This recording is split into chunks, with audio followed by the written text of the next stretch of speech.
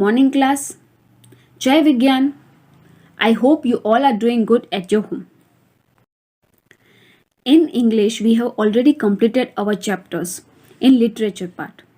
And in English grammar and composition book, we have completed 11 chapters. The 12th chapter, the name of the chapter is Yes/No questions. That chapter has been removed from your syllabus, so no need to do that chapter.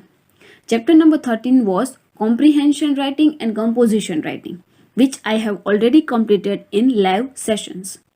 In that, I have taught you 3 stories and letter writing. In our syllabus, we are having informal letter writing. Those students who have attended the live lecture already know how to write an informal letter. But those who have not attended the live lecture will understand with the help of this video. But before starting our today's topic, let us recite the shloka of the month.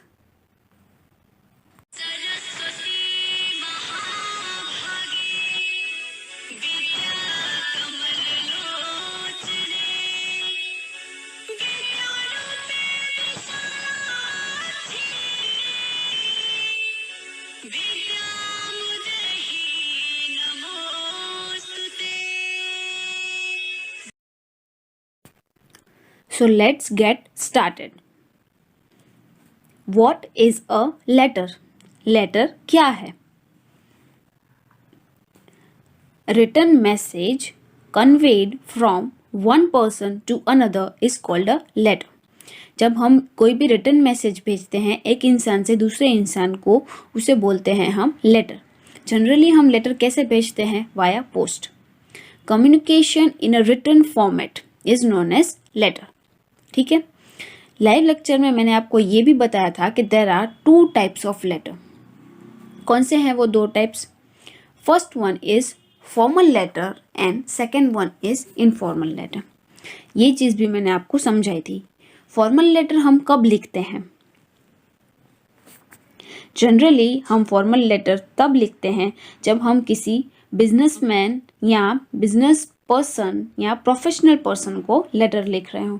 जैसे कि आप लोग अपनी ma'am को यानी कि मुझे letter लिखोगे या फिर आप प्रिंसिपल मैम को लेटर लिखोगे, तो वो फॉर्मल लेटर होता है. फॉर्मल लेटर सिंपल लैंग्वेज में लिखा जाता है. आई बात समझ में? फॉर्मल लेटर किसे लिखा जाता है? तो जब हम किसी बिजनेसमैन को लिखते हैं या हमारे मैम को लेटर लिखते हैं या फिर प्रिंसिपल मैम को, तब हम फॉर्मल लेटर लिखते हैं. तो ये है फॉर्मल लेटर जो हमारे सिलेबस में नहीं है. हमारे सिलेबस में है इनफॉर्मल लेटर. अभी इनफॉर्मल लेटर किसे लिखा जाता है? इनफॉर्मल लेटर उन लोगों को लिखा जाता है जो हमारे फ्रेंड्स हैं, रिलेटिव्स हैं, उन सबको हम इनफॉर्मल लेटर लिखते हैं और उसमें हम पर्सनल कम्युनिकेशन करते हैं. आई बात समझ में? वो लेटर कैजुअल और इमोशनल फॉर्म में लिखा जाता है. मतलब उसमें हम कोई भी लैंग्वेज यूज़ कर सकते हैं. जैसे हम हमारे फ्रेंड्स को लेटर लिख रहे हो या फैमिली मेम्बर्स को, हमारे भाई बहन को, मम्मी पापा को, दादा दादी को जो हम लेटर लिखते हैं वो हम इनफॉर्मल लेटर लिखते हैं. वो पर्सनल कम्युनिकेशन के लिए लिखा जाता है. अगर मुझे कोई बात कहनी है अपने भाई से या बहन से तो मैं इनफॉर्मल लेटर लिखूँगी. अभी इनफॉर्मल लेटर लिखते कैसे हैं? How to write an informal letter. सबसे पहले हम इनफॉर्मल लेटर का फॉर्मेट समझते हैं, उसके बाद मैं आपको एग्जाम्पल दिखाऊंगी. ठीक है. इनफॉर्मल लेटर में मेन 6 चीज़ें होती हैं, 6 थिंग्स होती हैं इनफॉर्मल लेटर में. First one is sender's address और सेंडर्स डिटेल, यानी जिसे हम लेटर भेज रहे हैं उसकी डिटेल्स. ठीक है. Name and address. आपकी टेक्स्ट बुक में सेंडर्स एड्रेस या डिटेल नहीं दी हुई है, कोई बात नहीं, पर जनरली इनफॉर्मल लेटर में सबसे पहली चीज़ होती है सेंडर्स एड्रेस, यानी जिसे हम लेटर भेज रहे हों. उसके बाद आती है डेट. डेट कैसे लिखी जाती है? जैसे कि 7 जुलाई 2020, तो मंथ की पूरी स्पेलिंग आएगी. ओके. तो सेकंड चीज़ जो होती है लेटर में वो होती है डेट. यहाँ पे लिखा हुआ है 2 मार्च 2020. यहाँ पे देखा आपने, मंथ की पूरी स्पेलिंग लिखी हुई है. ऑब्लिक करके 3 नहीं लिखा हुआ है. March is the 3rd month, right? तो ऑब्लिक करके 3 नहीं लिखा हुआ है, पूरा स्पेलिंग लिखना है आपको मंथ का. Third thing is salutation. Salutation यानी कि जिसे हम लेटर लिख रहे हो उसका नाम, जैसे कि डियर, जैसे कि हम डियर लगाते हैं नाम लिखने से पहले, डियर मम्मी, डियर पापा। आपके फ्रेंड को लेटर लिख रहे हो तो डियर फ्रेंड, आपके फ्रेंड का जो भी नाम है, ठीक है, तो उसे बोलते हैं हम सैल्यूटेशन। डियर मम्मा, डियर पापा, डियर भाई, वैसे। This was the third thing. सबसे पहले सेंडर्स डिटेल, उसके बाद डेट, उसके बाद आता है सैल्यूटेशन, ठीक है। Fourth thing is the body of the letter. Body यानी कि हम लेटर में क्या लिख रहे हैं, जो डिटेल्स, हमें क्या मैसेज पहुंचाना है, उसे बोलते हैं बॉडी ऑफ द लेटर। अभी generally body of the letter में 3 पार्ट्स होते हैं। There are 3 parts. First one is introduction, second one is main content and the third one is summary. Introduction में आप क्या करते हो, जनरली पूछते हो कि आप कैसे हो मम्मी, कैसे हो पापा, मैं यहाँ पे ठीक हूँ वगैरह, ठीक है। और उसके बाद आप बताते हो कि भाई मैंने लेटर क्यों लिखा है।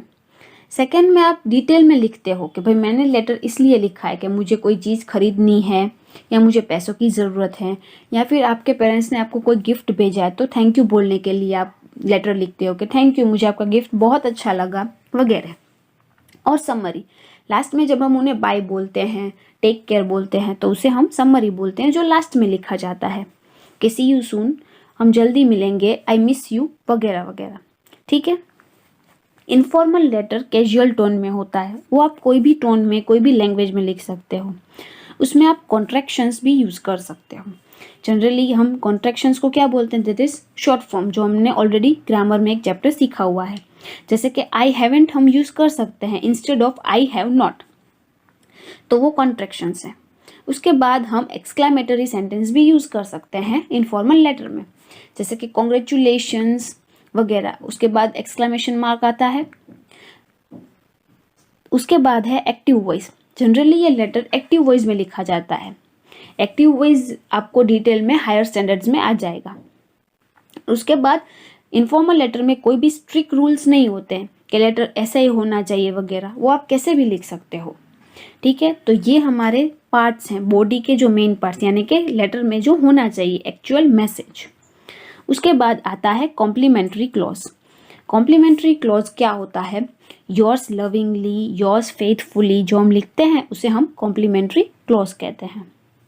जनरली योर्स फेथफुली तो फॉर्मल लेटर्स में आता है, ये तो इनफॉर्मल लेटर है, तो यहाँ पे हम योर्स लविंगली विथ लव भी लिख सकते हैं, ठीक है। उसके बाद लास्ट वाला है नेम एंड सिग्नेचर। लास्ट में जिसने लेटर लिखा हो, जैसे कि मैंने लेटर लिखा है तो लास्ट में मैं क्या लिखूंगी, अपना नाम, और मैं अपनी सिग्नेचर करूंगी। आप या नाम भी लिख सकते हो या सिग्नेचर भी कर सकते हो, दोनों चलेगा, ठीक है। तो ये है पूरा फॉर्मेट जिसमें हम इनफॉर्मल लेटर लिखते हैं। हम इनफॉर्मल लेटर इसी फॉर्मेट में लिखते हैं। First one is sender's detail, second one is date, third one is salutation, that is dear mom, dear dad, या फिर डियर फ्रेंड, जो भी है वगैरह वगैरह।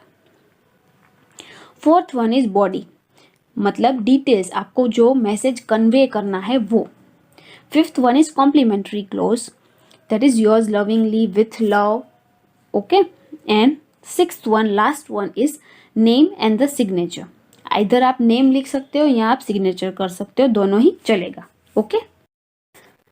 अभी हमने ये तो सीख लिया कि इनफॉर्मल लेटर क्या है, कैसे लिखा जाता है। मैंने तो आपको सिर्फ डिटेल में समझाया कि इसका फॉर्मेट कैसे होता है। अभी हम इसका फॉर्मेट सीक्वेंस में रख के देखते हैं कि कैसे लिखा जाता है। आप सबको ये तो समझ में आ गया कि इनफॉर्मल लेटर क्या है। What is an informal letter? An informal letter is a letter written to your friends और family members. Since they are written to close relations, the letters have an informal and personal tone. Casual language is used while writing informal letters, and sometimes the letters may even have an emotional undertone. Casual language में हम ये letter लिख सकते हैं। इसमें हम कोई भी लैंग्वेज यूज़ कर सकते हैं, कोई भी टोन यूज़ कर सकते हैं, और ये लेटर हम फैमिली मेम्बर्स, रिलेटिव्स या फ्रेंड्स को लिखते हैं। अब इसका फॉर्मेट, सबसे पहले क्या आता है, सेंडर्स एड्रेस, यानी कि जिससे हम भेज रहे हैं ये लेटर, उसकी एड्रेस आती है। टेक्स्ट बुक में नहीं दिया हुआ है, कोई बात नहीं, पर आप लोग समझ लीजिए। सेंडर्स एड्रेस लिखते हैं। जनरली जो एड्रेस होती है वो 2 या 3 लाइन की होती है। हम लोग एड्रेस में सेंडर का जो एरिया होता है, मतलब जो सिटी होती है, उसका पिन कोड भी लिखते हैं सेंडर्स एड्रेस में। ओके, उसके बाद सेकंड नंबर पे आता है डेट। डेट मैंने आपको बताई कैसे लिखी जाती है, मंथ की पूरी स्पेलिंग लिखी जाती है। जैसे कि यहाँ पे दिया हुआ है 21 अगस्त 2020, तो यहाँ पे हमने अगस्त की पूरी स्पेलिंग लिखी हुई है। 21/8/2020 जो लिखते हैं वो गलत फॉर्मेट है, वैसे डेट नहीं लिखी जाती है।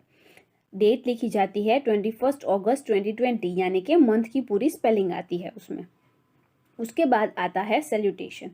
सैल्यूटेशन यानी कि डियर मम्मा, डियर पापा या डियर भाई, डियर बहन या आपके फ्रेंड का नाम, ठीक है, उसे बोलते हैं सैल्यूटेशन। उसके बाद आता है the body of the letter या फिर the content of the letter, जो 3 पार्ट में डिवाइड होता है। वो तीनों पार्ट्स भी मैंने आपको समझाए कि कंटेंट ऑफ द लेटर में कौन से 3 पार्ट आता है। सबसे पहले आता है इंट्रोडक्शन, यानी कि हम जैसे बोलते हैं ना, कैसे हो आप, मैं यहाँ पे ठीक हूँ, वगैरह वगैरह जो हम लिखते हैं ना, वो फर्स्ट पार्ट होता है, दैट इज इंट्रोडक्शन पार्ट। उसके बाद सेकंड नंबर में हम क्या लिखते हैं कि भाई हम लेटर किस बारे में लिख रहे हैं, कि हमें क्या मैसेज कन्वे करना है। जो सेकंड नंबर में आता है बॉडी ऑफ द लेटर, यानी कि आपको जो बात आपके पेरेंट्स से या भाई बहन से कहनी होती है वो आता है उसमें। और थर्ड पार्ट में आता है, लास्ट वन में समरी आता है। समरी में हम बोलते हैं आप अपना ध्यान रखना, हम जल्दी मिलेंगे, टेक केयर, मिस यू, वगैरह वगैरह, ठीक है। लास्ट में आता है सब्सक्रिप्शन। जो सब्सक्रिप्शन पार्ट होता है वो क्या होता है, सब्सक्रिप्शन को हम बोलते हैं सैल्यूटेशन, ठीक है। Subscription and salutation both are same. Yours lovingly, yours affectionately, फिर सन, मम्मा, डॉटर या डियर बेटा, जो भी, डियर नहीं आएगा, सॉरी। उसके बाद लास्ट में आपका नाम या सिग्नेचर। ओके, अभी जो आपकी बुक में एग्जाम्पल दिए हुए हैं, पेज नंबर 89 पे 3 लेटर दिए हुए हैं, तीनों के तीनों इनफॉर्मल लेटर है। फर्स्ट वन जो है वो है एन इनविटेशन। सबसे पहले डेट, यहाँ पे उन्होंने सेंडर्स एड्रेस नहीं लिखी है, कोई बात नहीं। सबसे पहले आती है डेट, दैट इज 7 जुलाई 2020, ठीक है। उसके बाद salutation, that is dear Zara. उसके बाद body of the letter, next Tuesday is my birthday, there will be a party in the evening, that will get me a big cake, all my friends will be there, we shall eat, dance and sing together, there will be a lot of fun. तो ये हो गई हमारी body of the language. उसके बाद है last में please do come 6 PM sharp, don't be late.